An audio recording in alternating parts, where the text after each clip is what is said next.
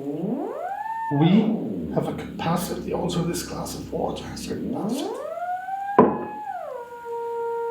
So when I have it close to the antenna, it's a stronger capacity influence as when it's away. I will be presenting this live on November 23rd in Germany.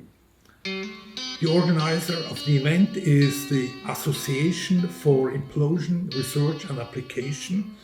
The event is called the Zeller Water Days, taking place on November 22 and 23, 2025. And they will be celebrating with this their 30th anniversary. With a link below in the description of this video, you can find more details.